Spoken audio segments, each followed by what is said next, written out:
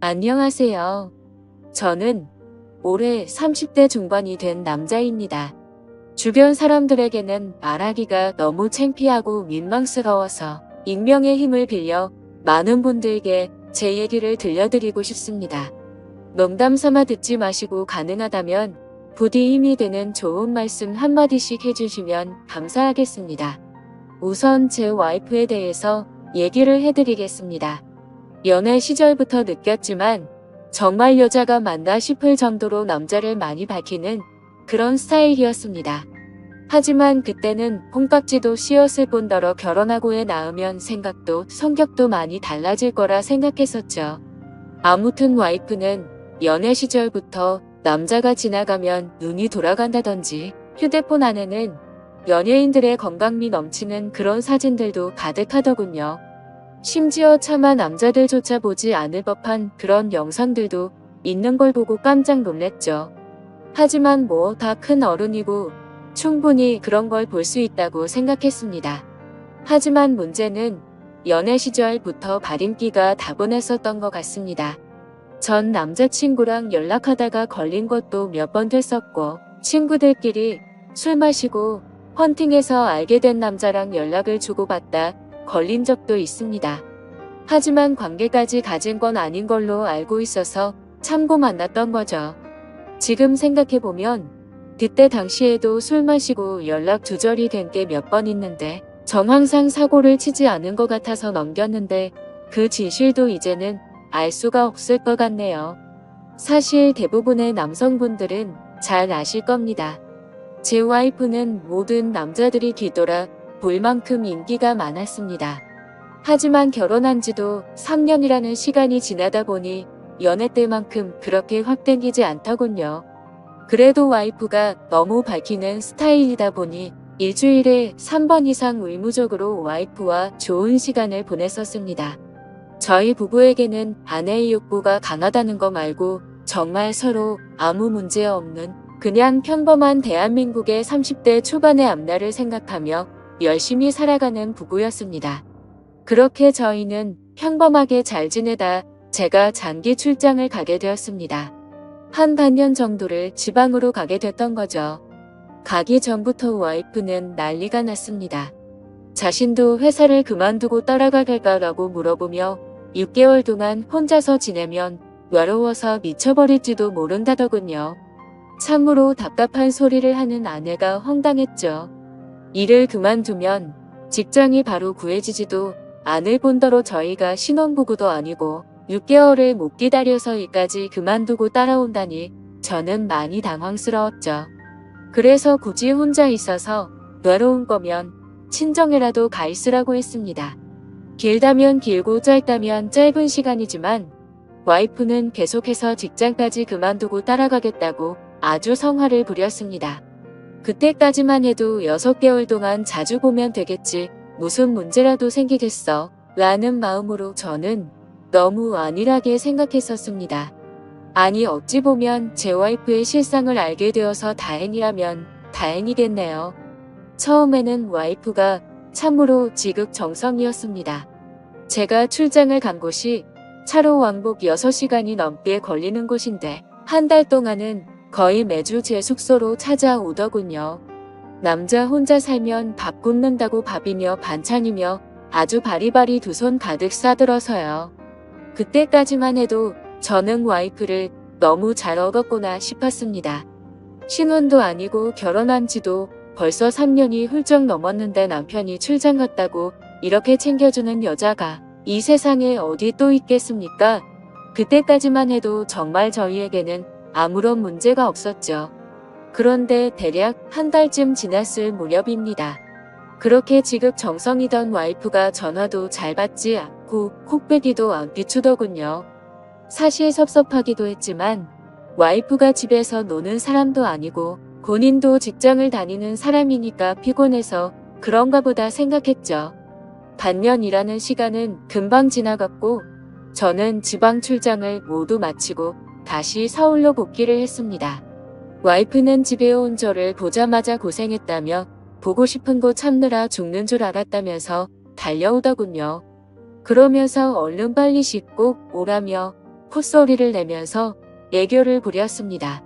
그런 모습에 역시 우리 와이프 달라진 게 없나 싶었고 그날 저희는 반갑게 좋은 시간을 보내게 되었습니다. 그리고 나서 대략 일주일 정도쯤 지났을 무렵이었습니다. 소변을 보는데 좀 따끔따끔하더니 생전 겪어보지 못한 가려움이 몰려오더군요. 저는 처음에 뭘 잘못 먹어서 이런가 보다 생각을 했고 밖에서 다른 짓을 한 적이 없으니까 병이 생긴 거라고는 생각조차 못했습니다. 병원에 찾아가기도 민망했었고 그렇게 며칠 동안을 미루고 또 미루었죠.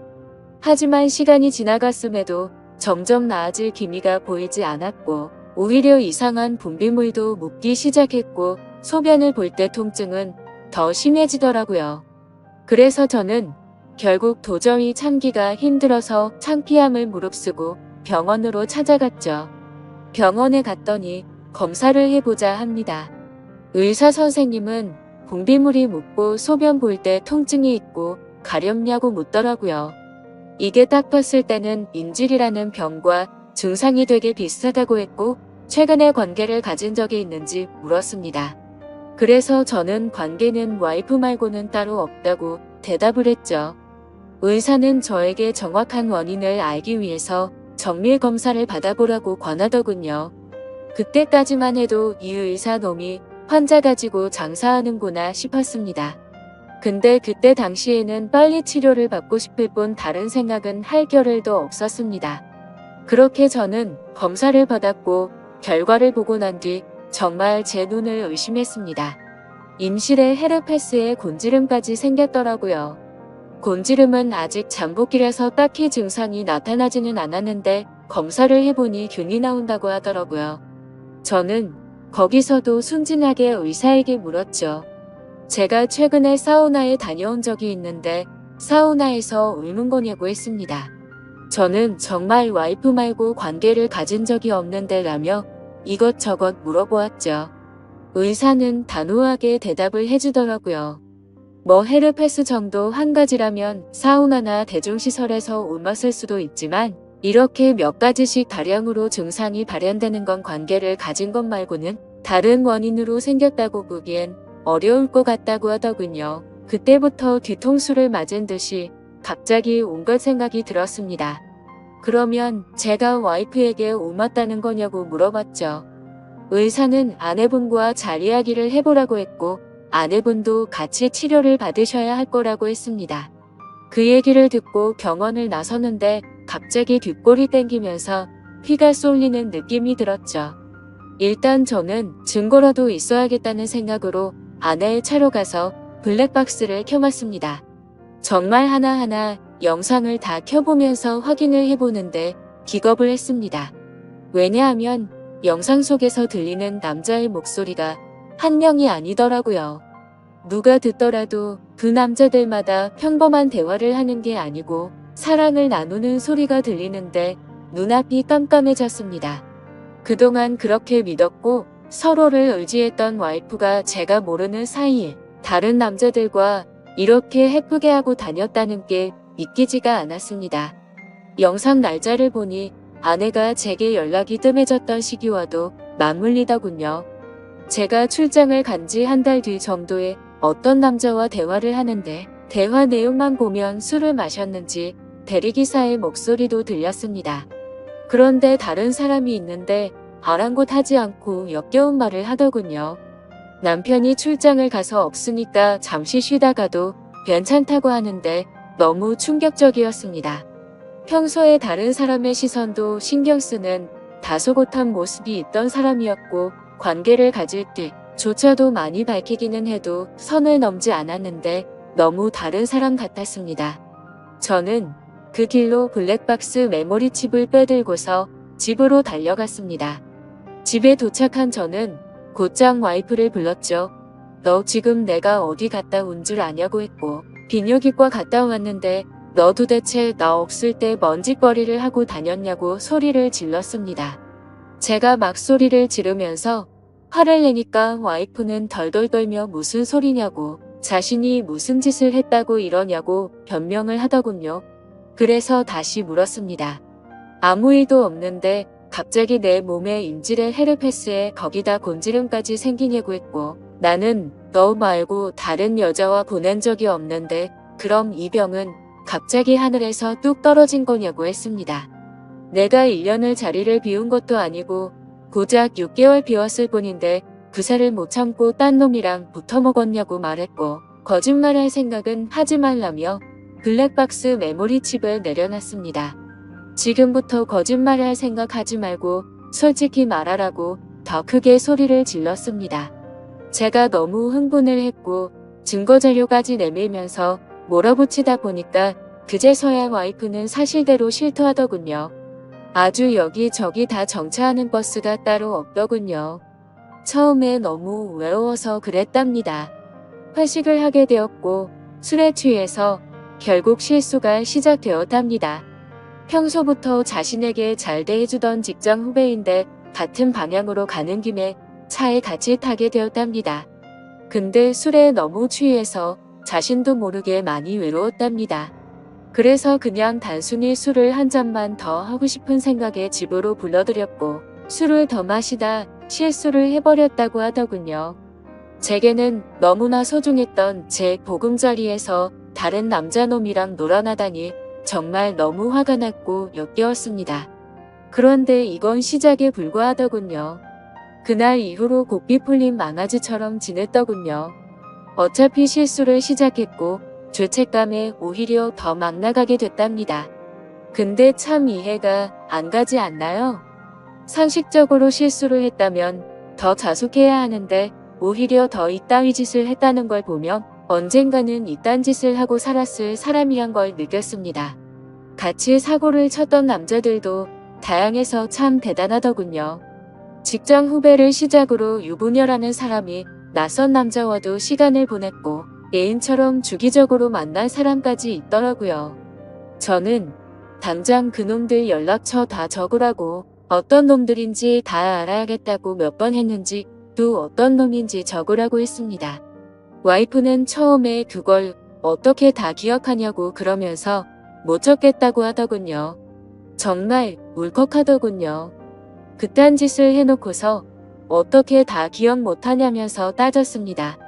그럼 정 못 적겠으면 너네 친정집으로 가자고 했습니다. 지금 당장 너희 부모님 앞에서 추궁하겠다고 난리를 치니까 바지 못해서 적기 시작하더군요. 참 기가 막혔습니다. 6개월이라는 짧은 기간 동안 시간을 보낸 남자가 무려 5명입니다. 한 번만 만나서 놀았던 놈은 3명이었고 직장 후배와는 3번의 만남을 더 가졌답니다. 가장 많이 만난 놈이랑은 쓸 수도 없을 것 같더군요. 근데 더 충격적인 건 가장 많이 만났다는 그놈은 저도 알던 놈이었습니다. 왜냐하면 제가 와이프와 자주 가던 식당의 사장놈이었습니다. 심지어 이 사람은 50대 초반쯤인데 와이프와는 거의 20살 이상이 차이가 났던 거죠. 정말 자존감이 무너져 내렸고 충격적이었습니다. 그 사장놈과 가깝게 지낸 지도 오래되었고 그 집구석 부부와 저희 부부가 함께 술자리도 수차례 가졌기 때문에 배신감은 더 컸습니다. 그런데 도대체 이 사장놈이랑은 언제부터 이딴 짓거리를 했냐고 물었습니다. 관계를 시작하게 된 건 3개월 정도 됐다고 하더군요. 어느 날 와이프는 친구들이랑 그 식당에서 모임을 가지게 됐다고 했습니다.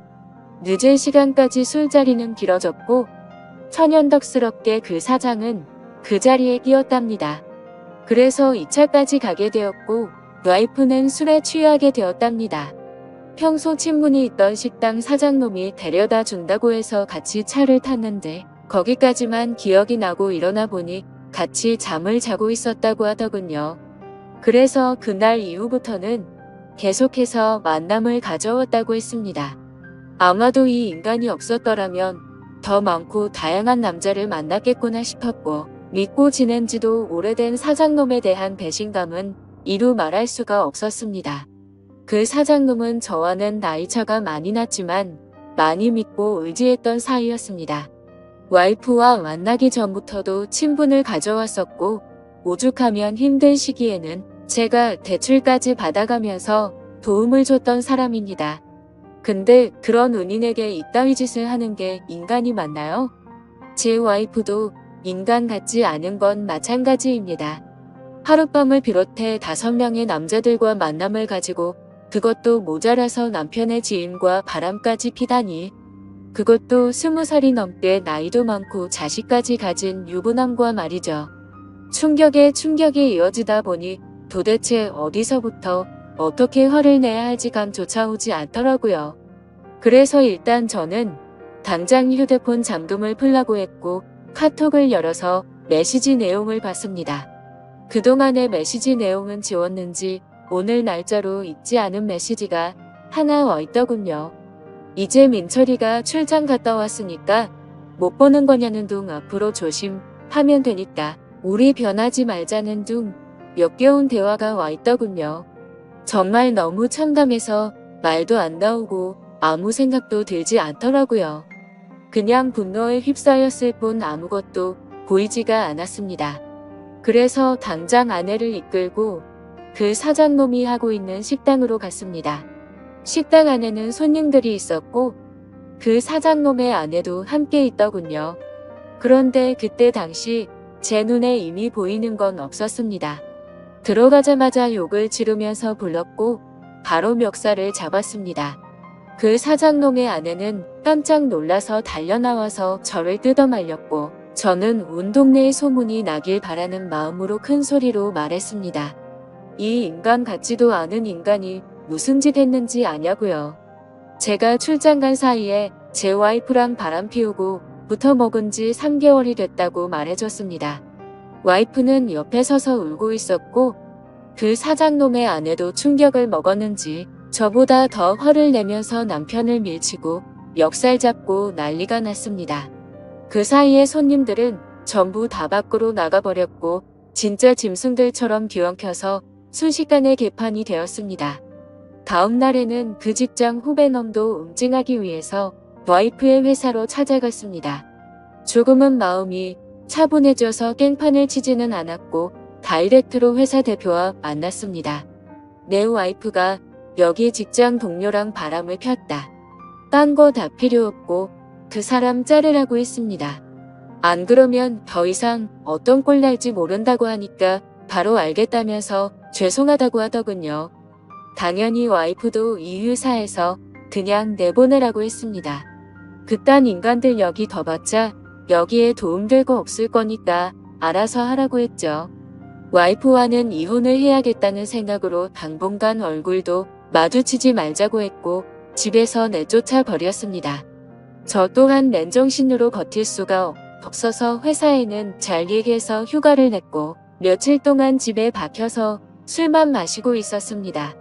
옛날 생각도 나고 어떻게 이렇게 됐는지 웃다 울다 사람이 미쳐가는 게 한순간이더군요. 그렇게 3일 정도 지났을 무렵 그 사장놈에게서 메시지가 왔습니다.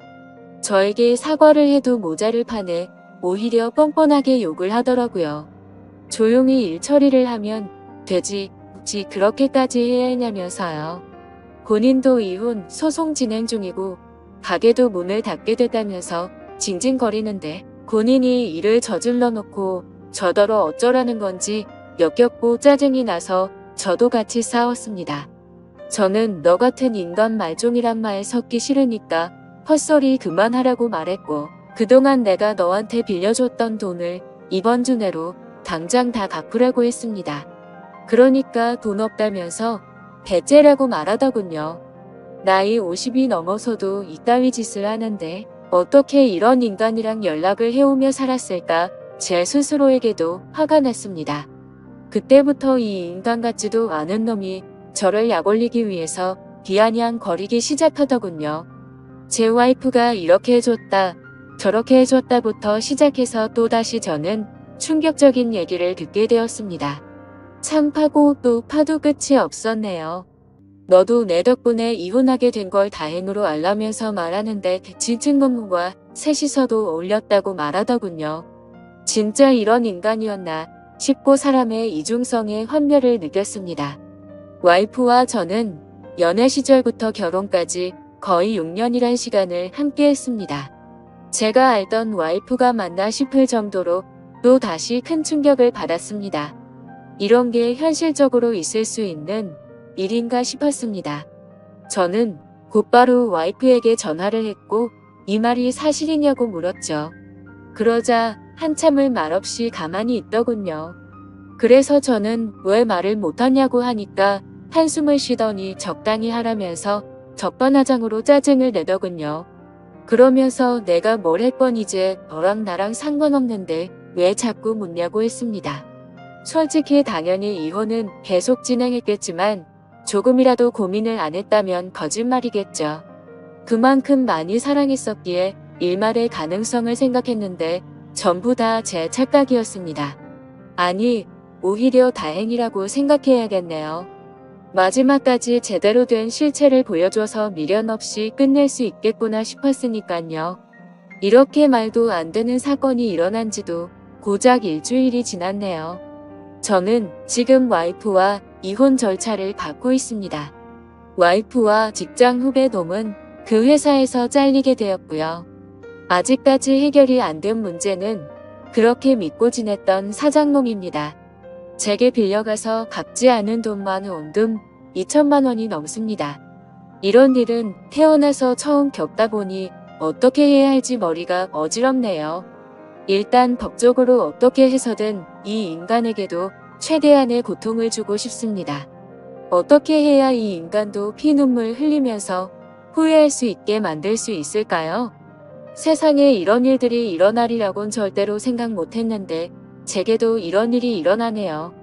아마도 다들 드라마나 영화에서나 일어나는 일이라고 생각하실지 몰라도 생각보다 이런 불륜 사건들은 한 해에도 수도 없이 일어난다고 하더라고요. 그리고 어떻게 해야 그 사장놈을 응징할 수 있을까요? 비열하게 비웃고 조롱하는 그 사장놈을 절실하게 응징하고 싶습니다. 제발 좀 방법이 있다면 알려주세요. 감사합니다.